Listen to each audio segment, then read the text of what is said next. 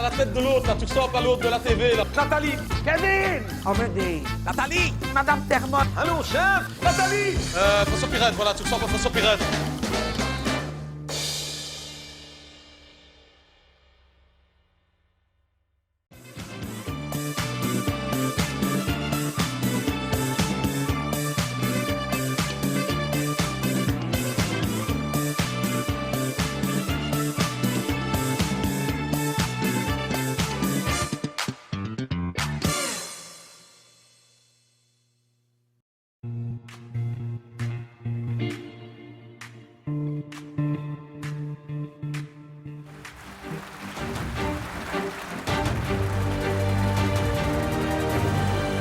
Tout d'abord, merci d'être venu, hein, c'est gentil. Si tu es là, c'est parce qu'il y en a beaucoup qui disent aujourd'hui que si on en est arrivé là, ce n'est pas qu'à cause de ton gamin, mais c'est aussi parce qu'il y en a beaucoup en Wallonie qui pensent qu'aujourd'hui, les socialistes, c'est une bande d'incapables, que c'est des bons à rien, que c'est des fainéants. Il y en a même qui disent que c'est des gangsters.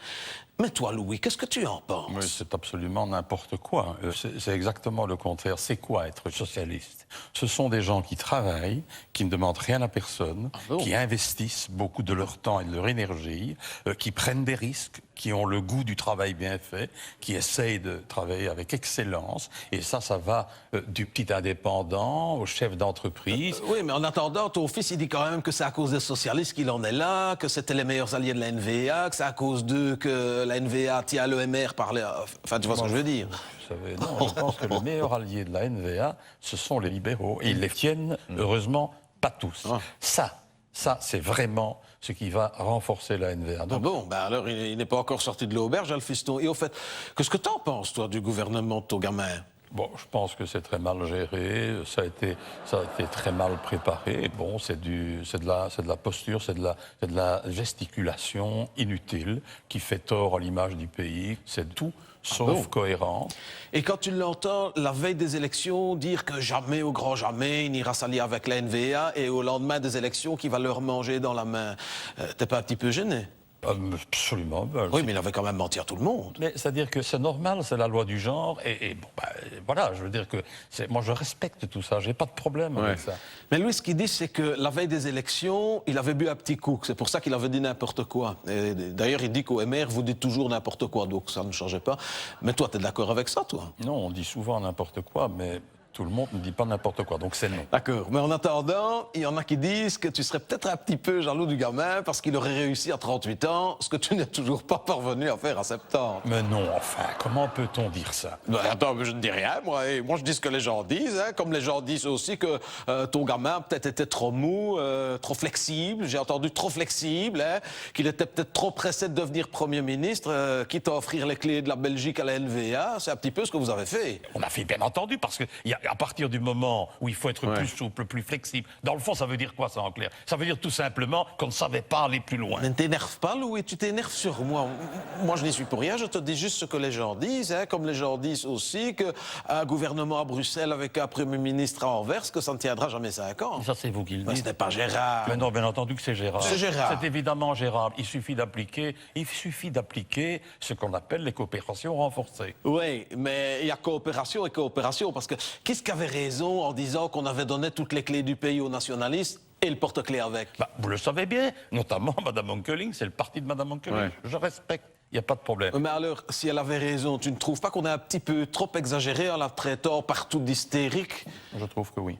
Je trouve qu'il y a une forme d'acharnement obsessionnel.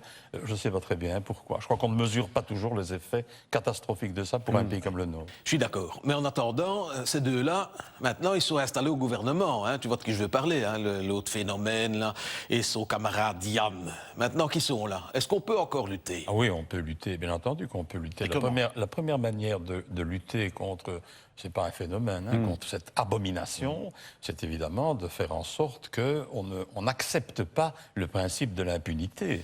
Oui, enfin, ça vite dit, parce qu'avec le chef de ton gamin qui tire toutes les ficelles depuis Anvers, d'ailleurs, pour en revenir à ton gamin, il a confié cette semaine, je ne sais pas si tu es au courant, c'était à la Gazette des Scouts de Jodogne, si ça avait été mon papa, jamais il n'aurait accepté d'être le Premier ministre d'un gouvernement pareil. Alors? Ça, il a raison.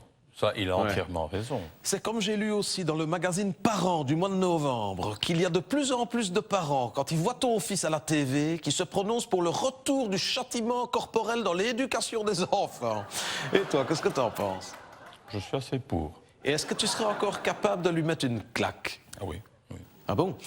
Et dis-moi, quels sont les rapports que tu as avec ton gamin pour le moment? Ah, aucun, moi je n'ai pas de rapport. Ah bon, t'as plus de contact du tout? Ah, bah, plus de contact, non, je ne les cherche pas non plus, ils ne les cherchent pas.